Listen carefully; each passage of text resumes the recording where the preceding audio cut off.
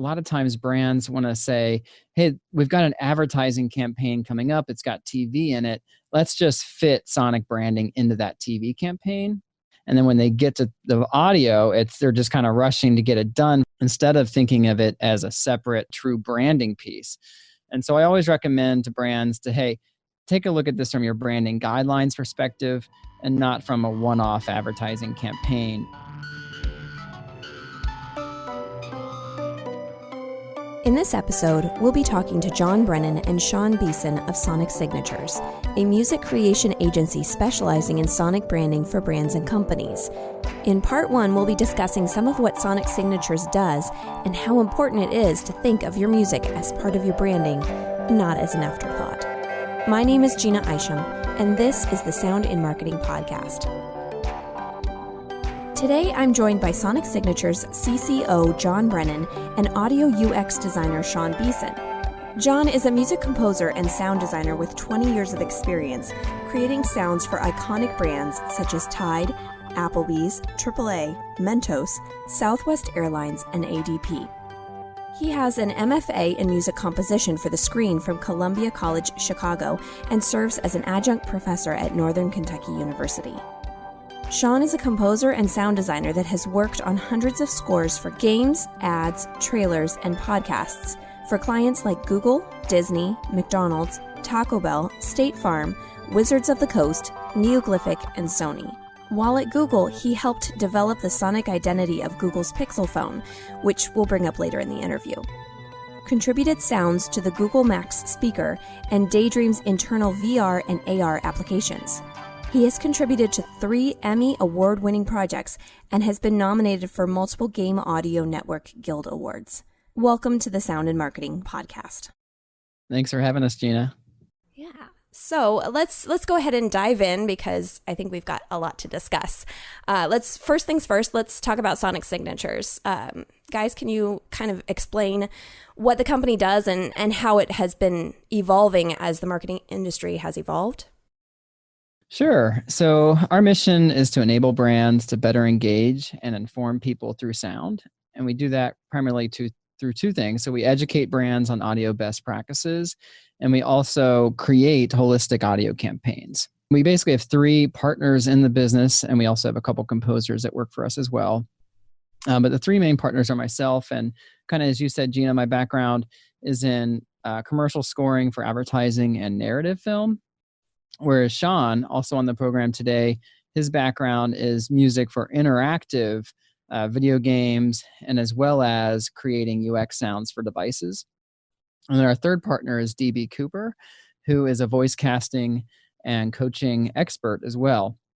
And so kind of the thought there was to bring together 3 people that can really create a holistic audio campaign to touch all of a brand's outreaches. So with voice, music, and UX sounds. I think that's great. You really do have kind of the big picture, especially the big picture as of now. I didn't even realize that music composition for the screen was a thing. I have a Bachelor of Music and Composition, but I did not have that option. Yeah. Nowadays, we look at, sound marketing and everything like that. It is very theatrical. You want to be entertained. Mm-hmm. Everybody wants to be entertained. So drawing from that experience that you have is key. Yeah, it was kind of a natural phenomenon, I guess, coming from scoring films into advertising. And then now through that frustration of doing one-off campaigns, now like saying, hey, we can do a better job and create a holistic, audio campaign in a sense for the entire brand. Has that been a struggle for you? Because my husband and I have a video production company, and the one-offs is just pretty much what everyone wants to do. Nobody wants to focus on like a whole campaign being holistic about their approach. They just want a one-off for whatever that subject is that they want to take control over at that moment. Do you have a lot of pushback, or are people more, are they more into the idea of working on an entire sound? Yeah, this is definitely a problem where, and this is, I think, was brought up on your show with one of your other interviews, whereas a lot of times brands want to say, hey, we've got an advertising campaign coming up. It's got TV in it. Let's just fit sonic branding into that TV campaign, which is very difficult because they're so focused on the visuals that that's where the primary focus is. And then when they get to the audio, they're just kind of rushing to get it done for that TV campaign instead of thinking of it as a separate, really true branding piece. And so I always recommend to brands to, hey, take a look at this from your branding guidelines perspective and not from a one-off advertising campaign. Exactly. And I think that there should be a union between the marketing department and the sound that you create. Like the sound should be a part of the marketing plan. It shouldn't be an afterthought or anything like that. I also like, and I'm going to bring up another podcast that you were on for Inside Voice. You spoke about some music that you were putting together where you didn't just have a genre that you were focusing on. Like you needed to create music for a news program, but it was more specific than that. It was actually for millennials, and they didn't respond necessarily to the traditional sound that you would hear on a news underscore piece of music. So you had to have those two things in mind. It had to be sounding like news, but it had to be focused towards these millennials that had different expectations of the news. And I'm seeing that more and more of, people are digging deeper and deeper to find their niche audience. And it's fascinating to me. Yeah, it is truly a wonderful time in audio to really have this community rise up around it. And then at the same time, kind of creating these best practices and then educating the agencies and brands on that.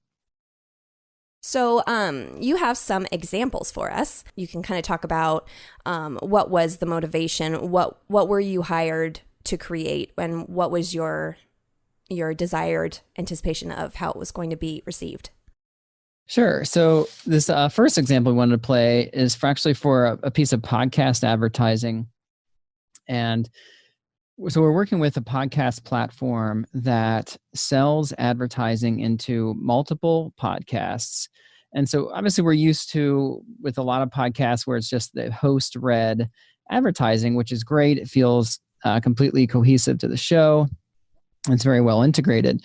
But the problem from an advertiser standpoint is you're having to sell individual shows versus just take one piece of advertising and play it on multiple podcasts. And so what the podcast platforms are doing is saying, hey, we have to create advertising that feels right for podcasts. And so what we did working with this is for a specific advertising for a car company that specializes at outdoors, adventure, things of that nature.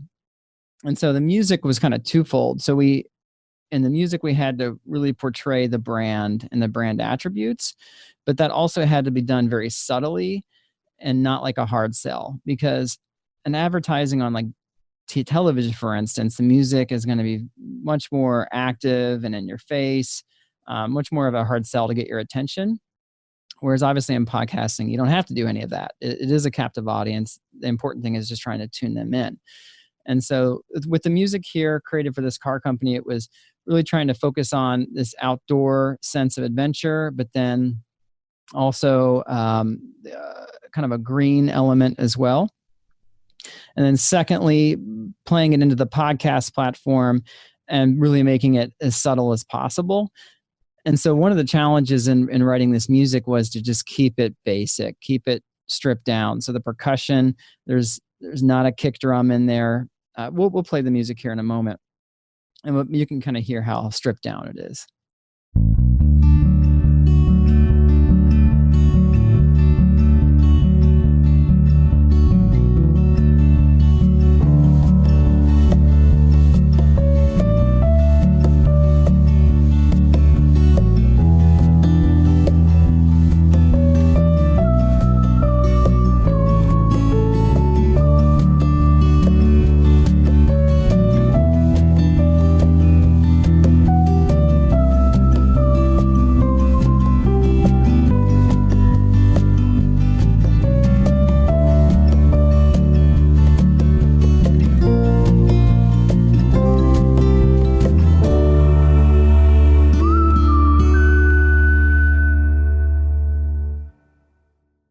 Excellent. I'll just say what my interpretation of that would be is, I get nostalgic and I think of like going on a road trip with my family, which we did a lot when I was little. And you definitely get like that outdoor feeling, the motion, but nothing like too jarring or anything like that. You're just enjoying the time. But I don't know. That's my composition background. So no, and honestly, you hit the nail on the head. And unfortunately, we were not able to play the voiceover because the spot is not released yet. mm-hmm. But the voiceover is all about that, taking a road trip, looking at different experiences. Being that it's a podcast, the spot itself is very informational. Instead of talking about the product as much, it's actually talking about the experiences you're going to have with that product. Mm-hmm. And of course, that piece of music ended with the mnemonic at the end as well. Mm-hmm. Yeah. No, I like the whistle at the end. What was I going to say? I feel also that the subtlety of it is very nice because you're also aware of the medium that you're using. So like you mentioned with TV, it's a lot more bombastic, a little more in your face, not necessarily all the time, but it's bigger.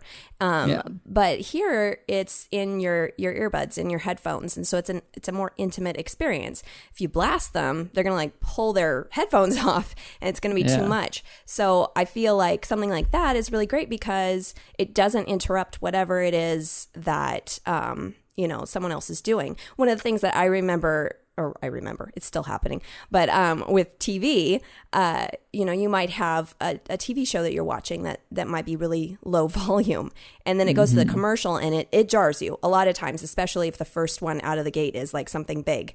That's right. And so I think it's so much more important even for when you have this intimate experience with podcasts and with just streaming music and all of the sounds that are in the earphones. It's so much more important that you do not do that, because most likely if that were to happen when it's in your ears, whatever it is, you'll be put off by that and you won't go back to that product because it's frightened you or it's given you a bad experience. So it could even be going as subtle as that. Sorry, that's my tangent, but no, you got it exactly right. I mean, with this music, it was a matter of taking things out. Keeping the hand percussion, but taking out the kick drum and the full set, things like that. The melody was just a whistle, whereas originally we had a glockenspiel with the whistle, and we're like, that's just too much. You got to take it out. And I don't think that there's an answer to this necessarily, because I'm still kind of searching for this. I'm curious if anyone will come about this. But so for this was for a car commercial, and we don't obviously have the spoken word that goes along with it. How do you go about being creative to make it be this is this car rather than this is a car? Do you have any ways that you've kind of approached that with any other clients with their sounds? Like, how do we not just get in the same product scheme of things? How do we say that this is exactly this? Yeah. I think with this brand of car, this music was very fitting to their brand attributes and what they're trying to say exactly. And so, you take a close look at those brand attributes and what you're trying to reinforce and how you can do that in the music, really as subtly as possible. Yeah. What kinds of challenges have you faced creating a unique sound that stands for a brand? Do you tend to run more with what the client suggests? Do you have a lot of hand holding? How does that process go? Because this is still a fairly new, evolving situation. Is it difficult? Is it exciting? What's your take on working with clients? Yeah, I mean, it's still an educational process right now. It depends on the client. We've obviously had RFPs come to us that are amazing, that, everything's well spelled out on what you want to see as an audio person. But more often than not, we're coming to agencies or we're coming to brands and we're laying out, hey, these are the audio best practices that you want to follow. And luckily right now with what's happening in audio, most of them are all ears. They're excited to hear that information. They're attuned to it. And they want to learn that information. And so once they get the buy-in on the best practices, and then it's involving them in that creative process from these audio mood boards, from just this exploration. And then from there, you can really dial into an audio creative brief. Have you seen any of these clients that you've worked with become like evangelists? Have they brought other people, other clients into the fold?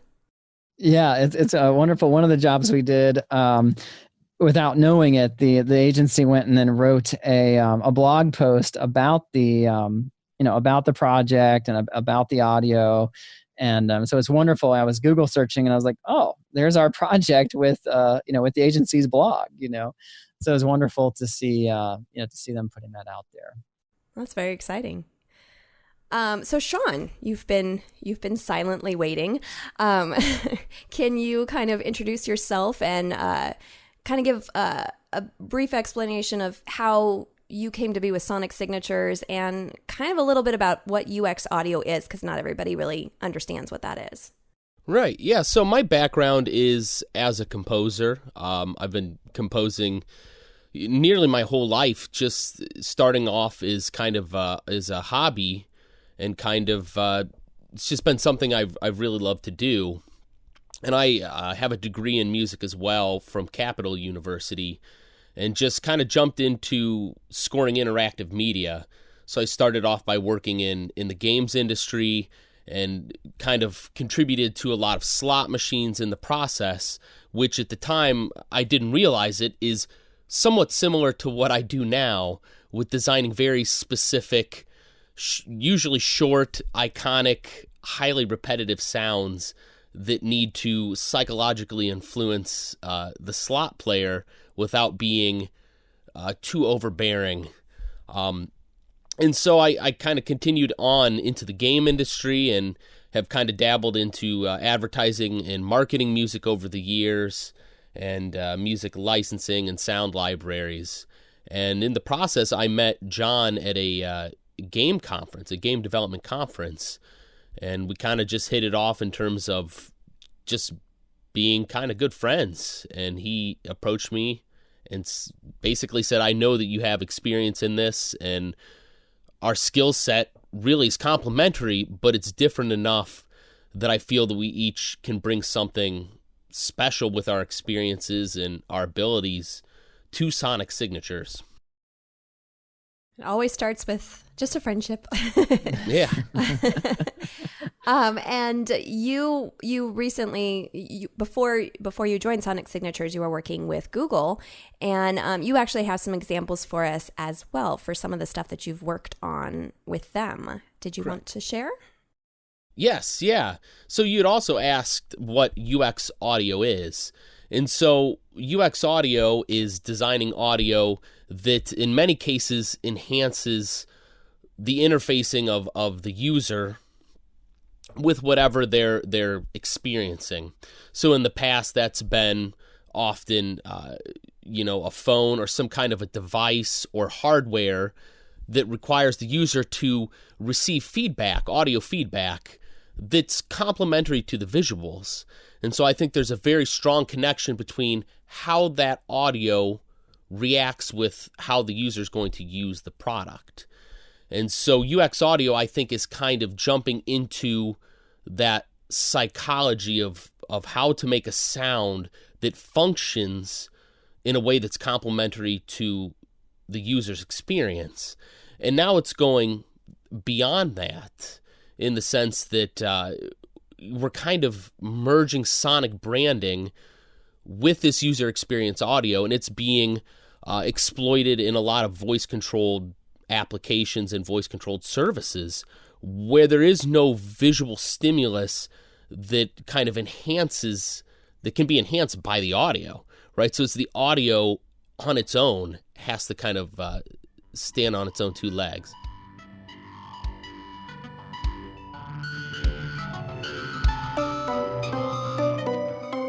The mission of the Sound and Marketing Podcast is to pique your interest or possibly even blow your mind. Let's think outside the box at what is hovering all around us. Sound. It's powerful, it's engaging, it's us.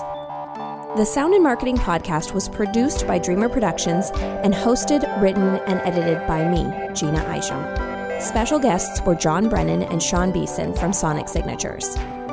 For inquiries on producing and developing your own podcast, or for inquiries on sonic branding and sonic branding consultation availabilities, you can find me at dreamrproductions.com. That's DREAMR Productions.com. You can also find me on LinkedIn and Facebook. You can email me at Jeanna, JEANNA, at dreamrproductions.com. To get a hold of John or Sean, you can find them at sonicsignatures.io, as well as on LinkedIn. Don't forget to follow and subscribe on iTunes, Spotify, Google Play, iHeartRadio, and Stitcher. If you like what you hear, don't forget to share and leave a review to get those algorithms on our side. And don't forget to enter promo code SOUNDINMARKETING for your 1-month free trial of Stitcher Premium. All links will be provided in the show notes for this episode. Let's make this world of sound more intriguing, more unique, and more on brand.